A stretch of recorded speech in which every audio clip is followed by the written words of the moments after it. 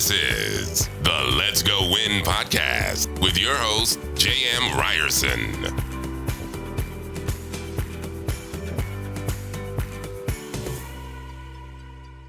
Hey, what's happening, you guys? I'm really excited today for the Let's Go Win podcast because the gentleman I have on today has done so many amazing things. Mike McCarthy is a husband, a father, and a serial entrepreneur. Over the past 2 decades, Mike is grateful to have played a major role in the growth and expansion of Keller Williams to become the #1 real estate company in the world. Mike is also the co-founder of the GoBundance Mastermind, co-author of The Tribe of Millionaires, and the Miracle Morning for Parents and Families, and the accompanying Family Playbook. He is a group facilitator and motivational speaker. Mike is passionate about sharing wisdom that helps entrepreneurial families increase collaboration and connection, co-create shared values and goals, and form rituals and traditions that help them thrive together. Mike, you have been busy, brother. How are you? Doing great. Great to be here. It's awesome to have you. So, man, where do you find the time? I guess I'll start there because you're building real estate, you're writing books, you're doing masterminds. I mean, you are doing so much. Maybe give me the Cliff Notes version of how you got to what you're doing today, because it's remarkable. You're influencing a lot of people, but I think everybody wants a little bit of what you have, man.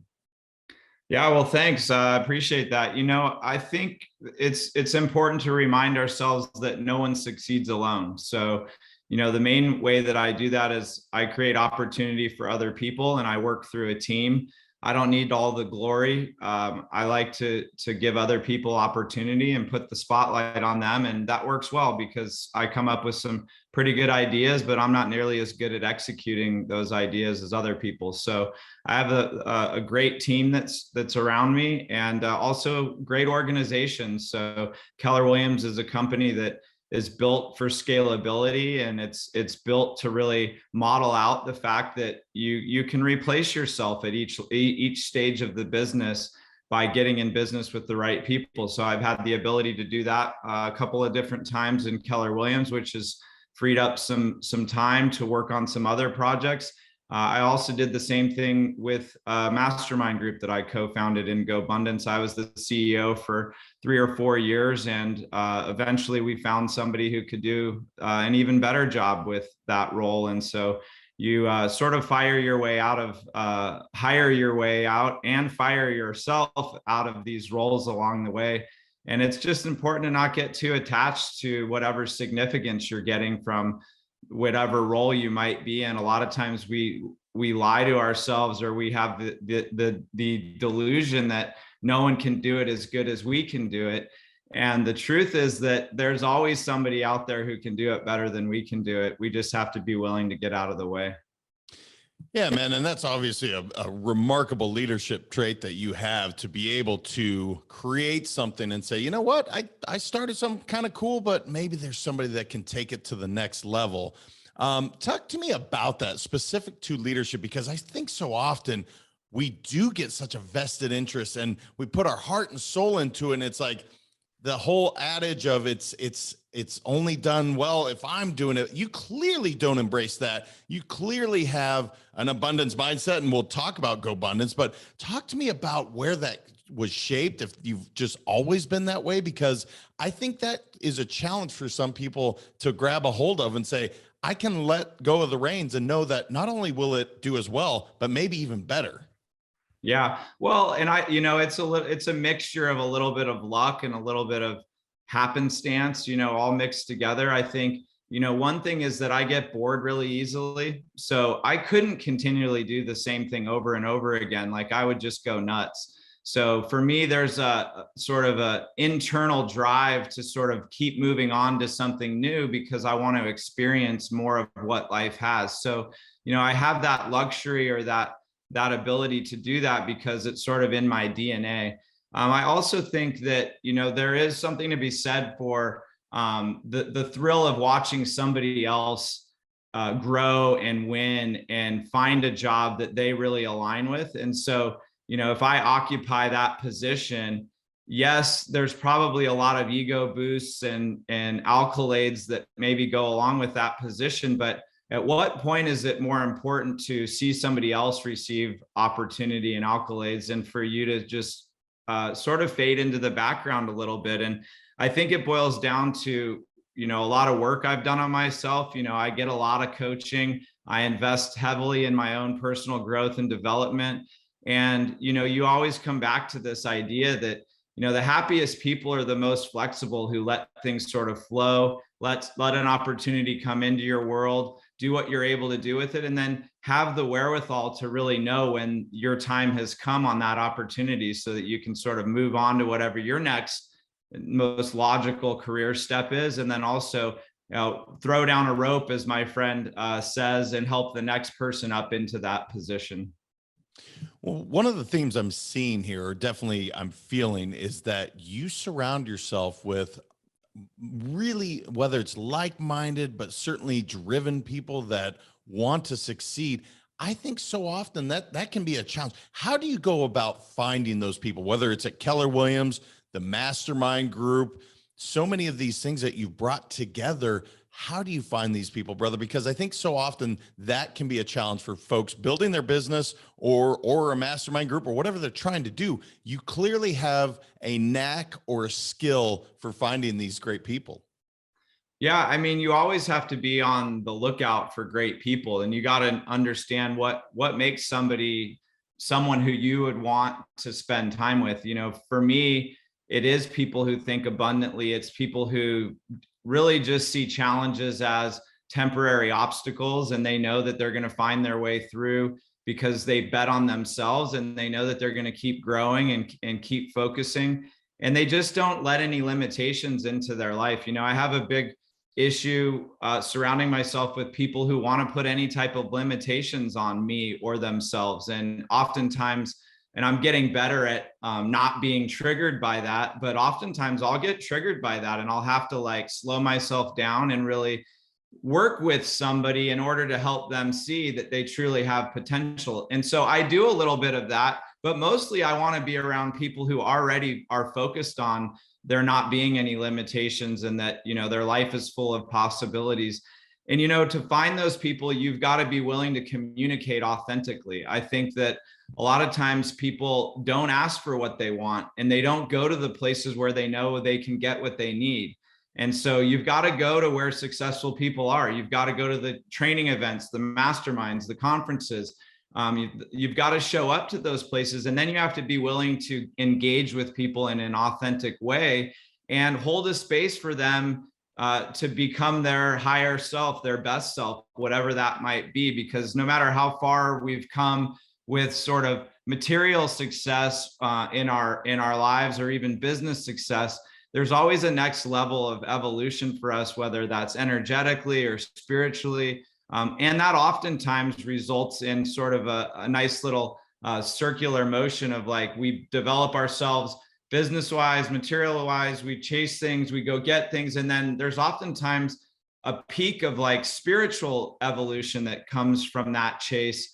And so I just try to balance that out and continue to drive forward in my life. But ultimately you get to a certain level, and I just want to see the world become a better place. I want to leave it better than when I arrived, and do my best to sort of shape not only my own impact in the world, but begin to look at my kids and my family and the impact that they may have on the world if I sort of set it up in a way where they can carry the torch forward on whatever legacy maybe my wife and I have begun. Yeah, and I can't wait to get into that subject, because I want to talk about the miracle morning for parents and families. We are going to get into that. But I have to ask you, specific to you mentioned the growth, you mentioned doing the work. There's a specific word, abundance, that is clearly important to you. Was this something that you learned from your folks? Is there specific tools that you sought out? I know you've mentioned events. How did you find this? Some tangible tips maybe that people can say, oh, okay, I could do that. Here's maybe some books that I could read, or maybe some places for me to go seek out, because clearly you've done that. And I'm just curious, where that started. Well, I mean, the granddaddy of all books related to sort of this topic, I really think, is still Think and Grow Rich, a timeless classic. And the power of the mastermind is explained throughout that book, of surrounding yourself with the right people. I mean, there's even a part of that book that just really, I felt the weight lifted from my shoulders when he talks about Henry Ford just wanting to be, not wanting to be the smartest man in any room, and understanding the power in that. But in that book, I realized for myself, I'm like, oh, I don't have to be the smartest guy. I didn't do very well in school. So what the school system sort of taught me more than anything else was that I wasn't smart. And so there was a little bit of needing to overcome that and understand that, like, I don't need to be that smart. I can have other skills and traits like generosity, being somebody that someone else can count on, having a big vision. Those things don't necessarily require a high level of intelligence. So for me, it was like, oh, so I can be just as successful as any other entrepreneur out there. I don't have to have a certain IQ or a certain SAT score or anything. What I need to have is a good work ethic. I need to be generous. I need to take care of the people that help me get to where I'm going. And I need to have a big vision, one that's big enough so that anyone who I would want to work with, their vision can fit inside of my world, or at least a big part of their vision can. So I think that book really was a big driver. But I think within Keller Williams too, I found many mentors within Keller Williams, one of whom is named David Osborne, who is now a great friend of mine. I moved to Austin to live in the same neighborhood as him. And this is a guy that keeps thinking bigger every single year. He's like 11 years older than I am. So he's in his like mid 50s, and he doesn't stop growing. So I continually have a target that I can aim at that's like, well, this is what I want my life to look like in 11 years. This is what I want my personal life, my family life, my businesses to look like, is I model them after somebody. And I think that's important for people. If you're lucky enough to find a mentor that can even guide you for a year or two, that's a blessing. If you can find one that can stay in your life for 20 years and stay ahead of you the whole time, and you can grow a friendship with that person, then some real magic starts to happen. And it's through that relationship with David Osborne that we formed GoBundance. And we have two other partners and co-founders in that group. And we just started doing trips originally with just guys, and now we're a men and women's organization. But we used to just get together with the guys every year and go on a backpacking trip or climb a 14er in Colorado. And we would mastermind on our goals. We would share our financials, and we would pick each other's lives apart, so to speak, in order to help each other gain feedback on how we can get better. So there's a little bit of vulnerability in that. Not everybody's open to having, 10, 15 guys tear apart their life and tell them all the things they need to do in order to get better. But if you're somebody who's hungry for that type of feedback and you're willing to implement it, then GoBundance is going to be a great place for you to be as an entrepreneur, because we're super authentic. We show up and we say the things that maybe others wouldn't say in order to help people become better at whatever they're doing. And so Keller Williams became a place where I met lots of great mentors. I also took a lot of classes within Keller Williams that sort of revolve around abundance and living a big life. There's a class called Quantum Leap that Gary Keller wrote. And that book was something, or that class was something that at 18 years old, I took this class and I was like, holy smokes, you can set goals on anything you want. You get to decide. And when I was a kid, I thought goals were just something your parents made you do or had for you, that they weren't something that I could come up with on my own. So I've had the beautiful pleasure of being in these environments like Keller Williams and around great mentors like Gary Keller, David Osborne, my father as well. And then to be intentional about creating that environment for others, because our trip that was just 10 to 15 guys, it started becoming 30 guys, then 60 guys, then 160 guys, then 300, people would show up to these events. And now we're having, 4 events a year with 200-300 people that show up to them. And then a handful of other trips that we do internationally, couples trips, family trips that we put together. And again, like there's a whole team that does 90% of that, we don't even go as co-founders to all of those events. And yet this environment's still there. And it's because we believe in creating that environment for others, because it's worked for us. Like all 4 of the co-founders have continually leveled up in their lives. And we've sort of become those mentors who keep growing for others in the same way that David Osborne has done for me.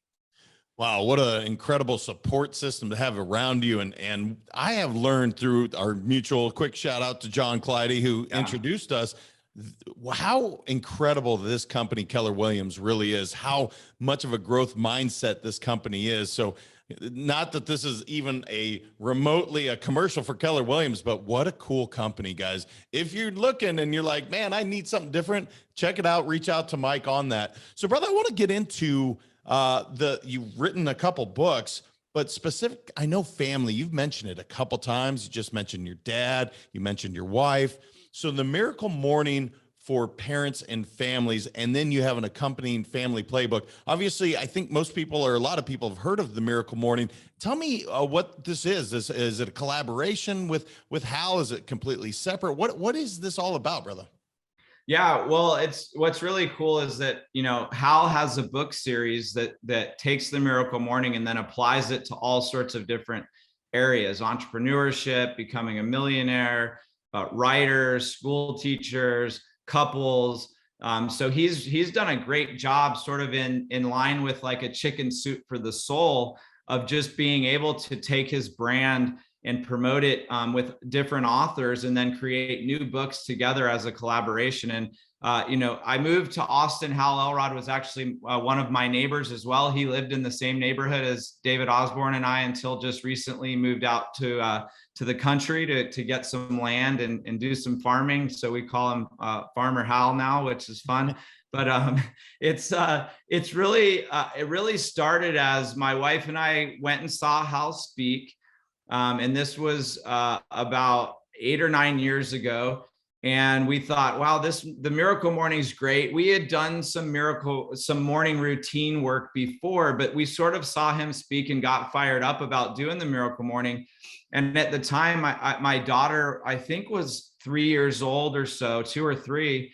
And we would do the Miracle Morning. And inevitably, my daughter and my son, who was 4 years older than my daughter, would come and sort of interrupt our Miracle Morning. They'd be curious about it, wondering what we were doing, asking questions.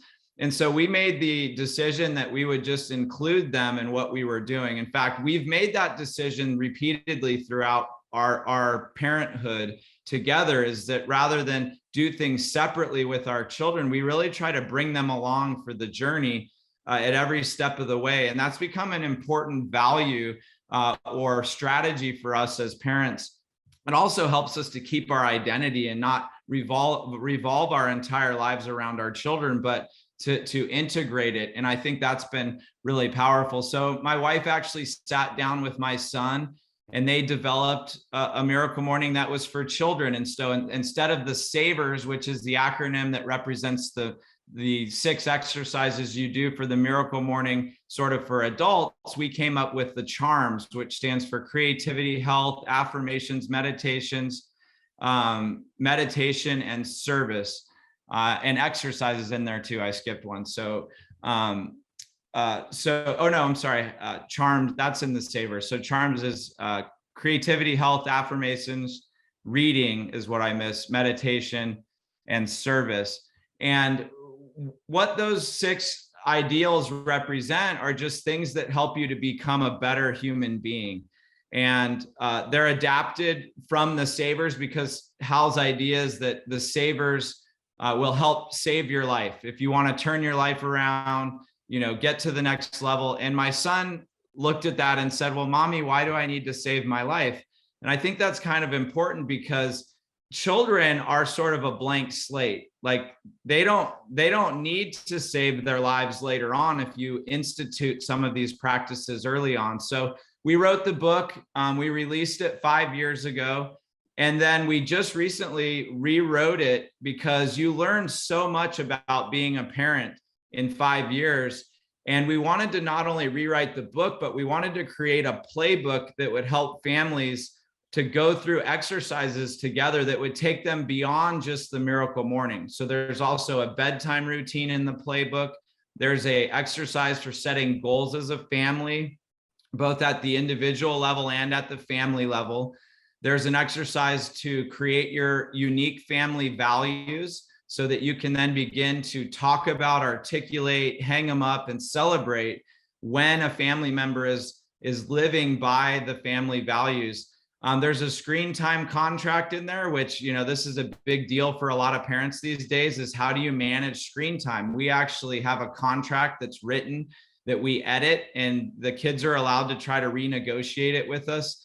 And it ties back to the STAR system, which is another exercise in the book, which is all about having a family currency. So our kids are able to earn screen time through earning stars, and then they can spend those stars on screen time. They can cash them in for money. They can use them to get a dessert.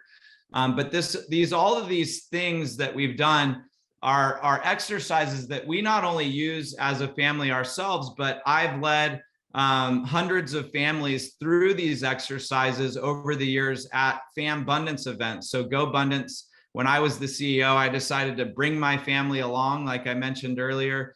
And so instead of just focusing on building GoBundance as a men and women's mastermind group, I actually decided to create a division of it that would focus in on families and delivering the same type of experiences to a family. And so this playbook it contains all of the best exercises that we used and facilitated families through over the last 4 or 5 years. So we decided last year we wanted to get the rewrite of the book done and then publish this playbook. And my wife did a great job of putting a lot of the book together. And so now it's my turn to get out there and promote the book and help families to find it, and hopefully inspire families to collaborate better, and really for me personally to inspire entrepreneurs, salespeople, or high level leaders to not use their family as an excuse to be away from the family, and to really allow there to be some way for them to bring great leadership skills and great team strategies home and use them in the family so that they can intentionally lead their family. And I think that this might be a blind spot for a lot of people because they're either letting the schools lead their children, or they're outsourcing it just to one spouse who's in charge of the household. And then there doesn't become this collaborative team environment that we know is possible to have as a family, but it requires a little bit of effort and a little bit of work. So the playbook is us just guiding families through, how can we get these systems, traditions, rituals set up at our house? Well, I mean, brother, I think you're absolutely right. Whether it's the screen time contract, I love creating the family values. I'm thinking of my wall upstairs that we have. And so often I think families are just trying to get through it. Or as you mentioned, whether it's a man or a woman, when it comes to professional life, I don't have time. And I'm getting pulled away. What a cool idea to involve your kids in this, all the things they're learning. And as you said, what a unique idea to not only, update the book, but rewrite and do a playbook alongside that. Where can people find that? I'm sure we'll link it in the show notes for sure, but where can they find the playbook and the book? Because it sounds very useful for any family to dive into it. Yeah, awesome. Thanks for asking that. You can go to miraclemorning.com/PF playbook, which stands for parents and families. So if you go to miraclemorning.com/PF playbook, there's actually, if you put in your email, you can download 2 of the chapters from the playbook. So it'll give you 2 exercises that you can get started with at home, and it'll help you sort of begin and see what some of these exercises are all about. And you can also just buy the playbook or the second edition of the book by typing in the Miracle Morning for Parents and Families on Amazon, and it usually pops right up. The other thing that's so cool to me, and you talked about not having limiting beliefs, and one of those things, especially when people are about to write a book, is that imposter syndrome. And clearly you wrote a book prior to this, so you probably didn't have that going into the second one. But what's interesting as a parent, you evolved as a parent, your kids grew, and you created these exercises. What would be your advice to those that are like, well, I have to wait until I see this whole thing through? Because you can always go back and recreate or update. And that's what I hear, which is awesome, because you get to see the first project, then the second one, how it changed. It's really cool, because somebody myself that has felt as an imposter as I'm writing my first book, just do it. So do you have any advice to those that are sitting on the sidelines waiting to do, whether it's a book or a project or a company? Yeah, I mean, I think that you've got to just put yourself out there. I mean, I think there's a quote or a saying that says, you know, if you wait too long, or you're not, if there aren't some mistakes or some issues with your first, you know, release of whatever your product, your book, whatever it is, then you probably waited too long to get it out there. And I think there's something to be said for, you know, just launching something. I probably would have tried to delay the book a little bit, but we had deadlines and we had to stick to them. And so there really becomes no space for that. If you tie yourself to some deadlines and you make big commitments, then you're forced to sort of put it out there, and you just have to acknowledge and accept the fact that it's not ever going to be perfect. And then there's always the ability to do a second edition. So when we looked back on our first book, we were like, oh my gosh, like it was embarrassing to some degree, because we're like, we've learned so much over the last 5 years. And you know what? People have asked us a few times, well, like, what are you going to do when you have teenagers and your kids won't listen to you anymore? And I'm like, we're going to write a third edition to the book at that point. Like it just never stops evolving. And I think that you also have to just be willing to bet on your future self. You know, if you're committed to growth, and you know that you're going to stay the course and keep learning, keep growing, keep having accountability and challenges in your life, then you just have to know, like, you're going to be capable of more in the future than you are right now. Your bandwidth is going to expand. So no matter how good of a job you do right now putting your book together, if you're into growth and personal development, it's not going to be as good as what you could have done a year from now or 2 years from now. But you can't wait until next year, because it's a moving target. You're going to keep getting better. So you might as well put out the work you can put out today, make it as good as you can make it. But perfection is really a delusion. Like, none of us are ever going to get to it. So just get it out there. I'm really grateful for my wife. She's much better at staying on a schedule, and she was really the one rewriting the book. So, you know, she just put it all together the way that she thought that it would work, and it does work. It's a great book. We've gotten a lot of great feedback, especially on the playbook, that it's helping families. And, you know, ultimately that's what I'm after, is if I don't release a book, I can't help anybody. If I release a book, maybe it's not perfect. Maybe I even get some criticism for it. But if it helps just one family to collaborate better, or set goals together, or define what their family values are, then for me, it's all worth it. Because I'm not writing these books and doing this work because it pays well. I mean, this isn't a way of making money for me. This is a way of spreading impact. And obviously that comes to the core of you as a human being. I keep hearing this. There's so much generosity.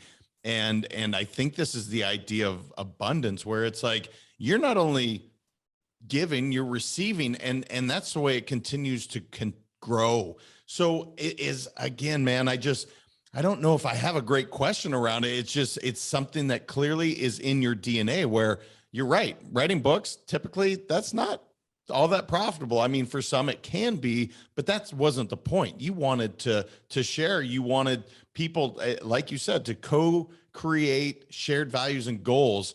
Why are those rituals and traditions? Why is that so important to you that other families have that? You know, I think it comes down to legacy. You know, being someone who went into business with my father early on. By the way, I wouldn't have done that. I actually was kind of a difficult teenager, as I'm sure you can imagine. But I was stubborn. I thought I knew it all, and had already figured out stuff. And I thought, I don't want to work with my dad. We kind of rubbed each other the wrong way a little bit. We butted heads. But Keller Williams happened to be this incredible organization. And my dad was a really solid leader that was making a lot of headway in a growing organization. And I saw the opportunity. My job when I joined him as his assistant, which was a humbling experience to put it lightly, my job was to map out all of the Keller Williams franchise territories for Pennsylvania, New Jersey, and Delaware. And I saw the opportunity. And I thought, oh my gosh, this is a once in a lifetime type of opportunity. I need to become the type of person who can grow into this opportunity. And so I did. And so now I'm a second generation entrepreneur, and I'm looking at it and I'm thinking, okay, now my kids are going to inherit potentially a large legacy that's around wealth. And I started thinking to myself, well, what does that look like? How can I make sure that this doesn't destroy them? This doesn't give them instead of being something that's helpful, a lot of times third generation, they're the ones who stumble, fall, squander, and mess the legacy up. And it's oftentimes because they didn't get a front row seat to whoever was doing the building, right? And based on what we were saying earlier, is I build something for a while, then I move on and someone else steps in. So my kids have seen me build something, but they've also seen me move on to the next thing repeatedly. And I just don't know that that was giving them the best example for what might be possible in their lives. I wanted them to understand certain values were at the core of why I was succeeding, why my father had succeeded. And so I realized, like, hey, I've got a duty to help my children to handle this legacy, because instead of looking at it as hey, you're going to have this is awesome, you get it, and maybe create spoiled kids or entitled kids, children that don't understand or respect the value of that. But also, like, what if it destroys them? What if it leads to a lot of things? And I think the best example of that, JM, is the Vanderbilt family. So if you look throughout history, they were probably the wealthiest, if not, maybe top 5 wealthiest families in the world. And today there's not a single millionaire from that family that inherited any of the wealth. There's only Anderson Cooper, who made all of his own wealth, didn't inherit a single dime from any of his great-grandfather or great-grandfathers. He just happened to be someone who, got the idea of hard work and the things that it takes to make money. So now he's building his own empire, so to speak. And I think one of the third generations is who it was, Vanderbilt. He was quoted, it was William Kissam Vanderbilt was quoted as saying, "Inherited wealth is a real handicap to happiness. It has left me with nothing to hope for, with nothing definite to seek or strive for." And I just, when I read that, and I think about those types of stories of affluenza, is what I've also heard it referred to as in a book called Entrusted, it just made me realize that, man, I can put all of this time, effort, and focus into building these businesses, but if I don't build my family, then what's it all for? Like, if my family doesn't understand the value of how to build the business and how to collaborate as a team and what it takes to lead, then I'm really selling my family short at the expense of, hey, I'm building this for you. You're my excuse to be away from you. And at the same time, the kids don't get to see how the sausage is made. And so I have a quote that I say a lot that is, your legacy is only as strong as the hands that you equip to carry it forward. And I think that's at the core, the motivation for why I'm doing this. I oftentimes I'm accountable to my audience, to my readers, to people that I want to lead by example for. So I needed to put myself in a position where I was 100% accountable for equipping my children to carry the legacy that I've built forward. And, the way for me to do that was by leading masterminds that teach other families how to do that and to write these books. So it's direct accountability for me to live the things that I'm preaching and be the best example I can be of that. And we're not perfect. We call it a weekly family meeting, but we probably do it every other week, right? But every other week is better than probably 90% of what families are currently doing. And so we just have to look at, how do we do better in this area?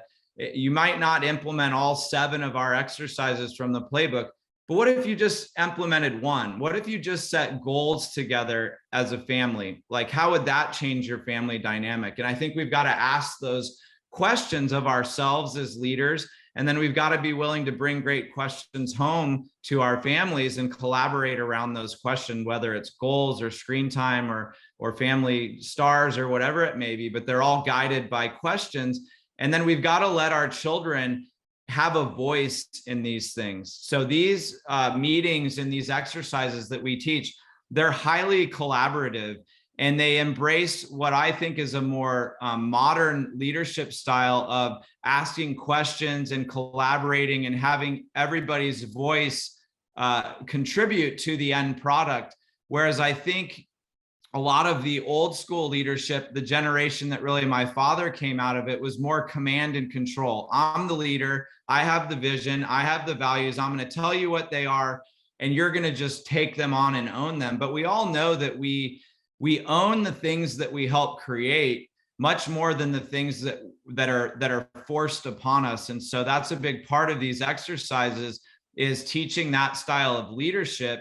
It could go a long way for our children. In fact, there's not, by the time they are old enough to lead anything significant, I think there will be no more command and control leadership even available. Like, kids these days and the new generations, they want to be a part of it. They don't want to just be told what to do. Yeah, no doubt about it, brother. Man, you said so much in that I want to break down, but high five to your dad for starting you as an assistant. He clearly understood the value of, you need to earn this. You need to really understand, like you said, to see how the sausage is made was kind of the analogy you use. But specific to the leadership, absolutely. What worked in the 70s is different than what worked in the 90s, is what's different that works today is what's going to be different that works 20 years from now. We've gone from that authoritative leadership into more of the servant leadership, and now transformational leadership. And so you're right, it is ever evolving, but man, there's so much good in that. And it's for parents out there. You want your kids, to have more than you did, but how do you go about that? And you're clearly intentional in that path. I want to ask you one thing, because there's a topic that you have that I just so interested in getting your take, and that's just grabbing life big. I know we've talked about so many things that you've done, and you said, I get a little, you didn't say this, but itchy. I need to do other things. You're grabbing life big. So what is that, brother? What is on the horizon for you? And what does that really mean to you? Yeah. I mean, specifically for me, it's taking all of the money that I've made by building great businesses, and then continuing to put it to work in the world. And I put it to work in a couple different ways. I've got a nonprofit that I've founded where we build adaptive snowboards for people.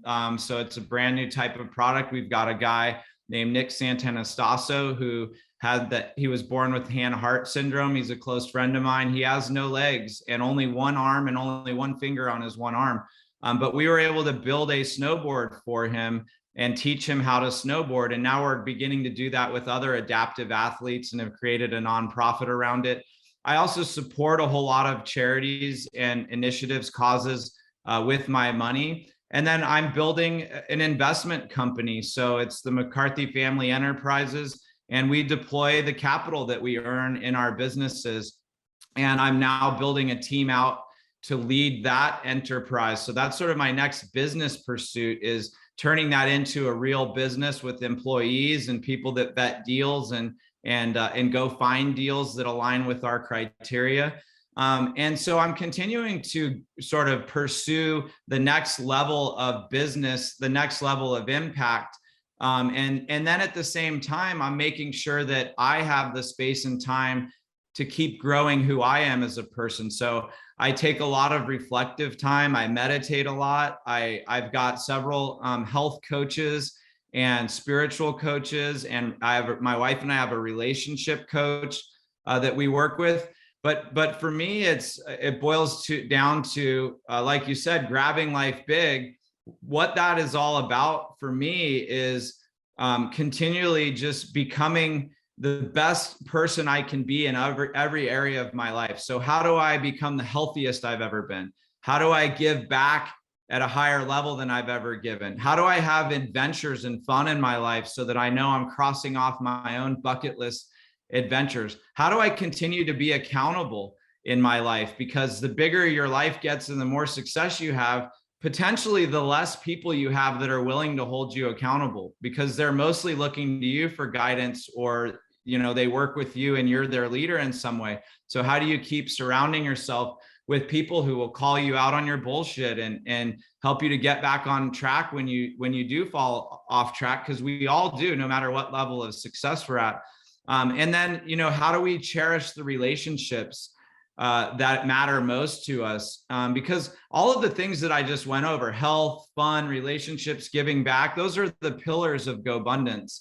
It's not about building great businesses. The idea is that you've already built a great business. You're in GoBundance because you want to build a great life and make sure that you haven't made any other sacrifices that you didn't need to make along the way. Did you give up being a member of your community and your church and supporting charities? Did you put that on hold because you needed to go build your business?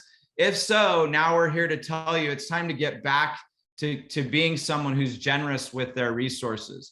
Same thing with relationships. A lot of times we do a lot of succeeding at the detriment of our relationships. We end up putting friendships on hold. That's at the lower end of being a problem. The higher end of the problem is we don't spend time with our family, and we're not showing up for our own parents, right? If we're blessed to still have our parents with us here, there's sort of a duty and obligation that we enjoy that time with them and we make ourselves available to them.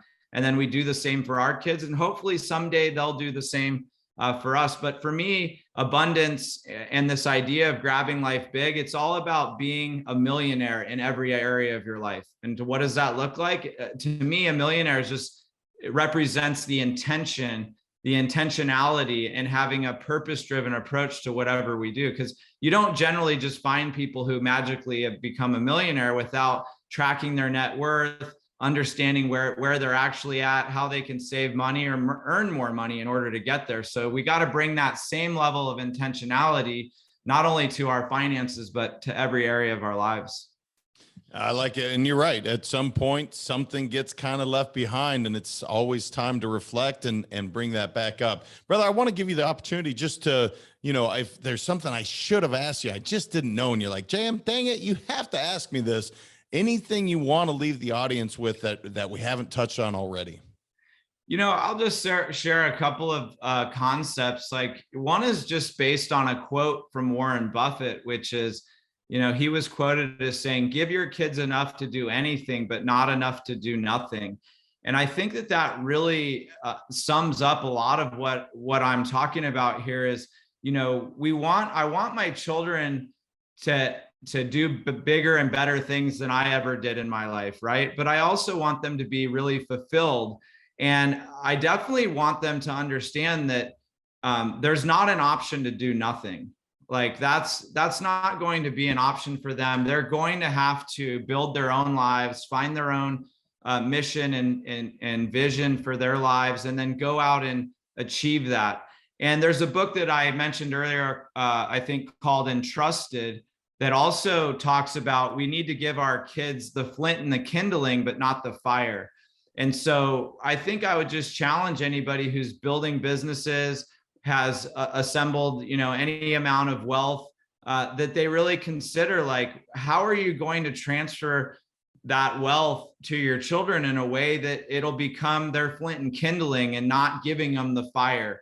Because if they have the fire, there's a good chance that they're going to burn themselves with it, right? They're not going to know how to wield the power of the fire right out of the gate. But if we can teach them to learn the skills and strategies, and then also, do they have the character strengths and the core values instilled in them at a level where they can, move forth in the world with you just giving them maybe some education, and some access to helping them, get through college or go to real estate school or whatever their direction is going to be. Maybe you help them start a business. You become their financier and their partner to start a business.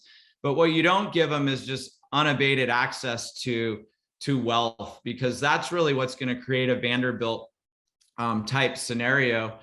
So that would be one thing I would put out there, is just, how will you go about it, and understanding that. And then, another piece of this is, how can you really honor your children's voice and really understand that, for me, my children have become my greatest teachers. There are so many things that I would not understand. Namely, one would be love. Like, I wouldn't understand the true depths of love, and what a powerful thing for a child to teach a parent. And so I would just, challenge anybody who's listening, like, how can you really look at your children not only as, yes, you're responsible for them and it's your job to teach them, but how can you turn the tables on that and honor them for their voice? And how can you bring their voice into the family's values and the family's goals and the family's plans for the next 6 months or next year or next 10 years? And then what beauty and creativity will they bring to the table that is totally unexpected, that you wouldn't have come up with on your own? I think that's the sweet spot that might actually empower our children to be able to go out into the world. Is they need to value themselves, their voices, and who they are. I grew up in the era, Jam, maybe you can relate, where children were to be seen and not heard.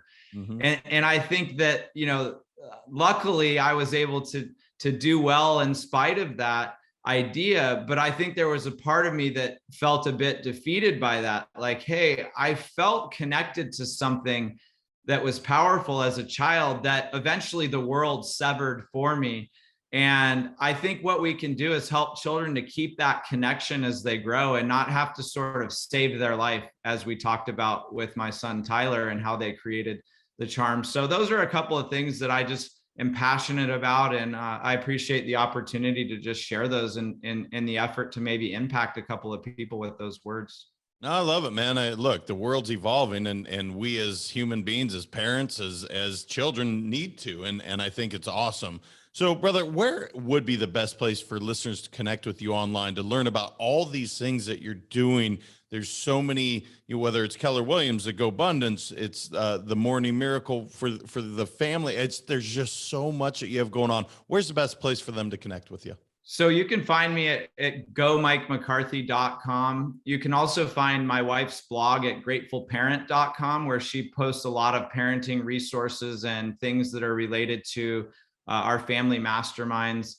So those would be the two best places. If anybody was interested in having me speak to a group, whether it's in person or a virtual keynote, I'm really on a mission over the next year to impact as many families as I can. So groups of entrepreneurs or high-level leaders who you think might fit this message, shoot me an email at mikemccarthy@me.com. I'd love to hear about your event or your audience and ways that we might be able to work together to impact those. And JM, I'll share with you a quick funny story. As you mentioned, Mike McCarthy, who's now the coach of the Dallas Cowboys. So I would say every month I get about 2 to 3 emails that are for the other Mike McCarthy. And I get everything from like coaching advice to criticism to, hey, coach, I haven't played football for 5 years, but I was inspired by the games this Sunday. And I think I've got a shot. Can I come and try out for the team? So it's just pretty funny that I field these wishes, dreams, and sort of disappointments that people have with pro sports. And I try to be as kind and supportive in telling them, hey, you've got the wrong Mike McCarthy. But just a funny side note. You're just going to have to drive a couple hours north and really get to know Mike, personally, you guys. And so when these emails come through, hey, Mike, you mind handling this one? And so, yeah, well, brother, what amazing stuff that you're doing, the content. Thank you so much for being here today. Just really appreciate how you show up in the world and everything you're bringing. Yeah, thanks, man. It's been a pleasure getting to know you a little bit better. I hope this really helps your audience. And thanks again to John Clyde for connecting us for this. Yeah, for sure. He's awesome. I mean, obviously, Mike is awesome. You guys go check out his stuff. He is literally on a mission, as he said, to help shape, change, make families even better than they are today and support that. So go check them out. And until next time, guys, remember, your mindset matters. We'll talk to you then. Thank you so much for listening. If this content is delivering value to you, please make sure to subscribe, rate, and review us. That helps us build this community, and that is what we are all about. Building this community as big as we can, helping as many people as we can, and deliver as much value as possible. Be sure to head over to letsgowinpodcast.com for information on my coaching courses, and make sure to follow us on Facebook, Instagram, and LinkedIn at Let's Go Win 365. Let's go win and transcend in life. This is the Let's Go Win podcast with your host, J.M. Ryerson.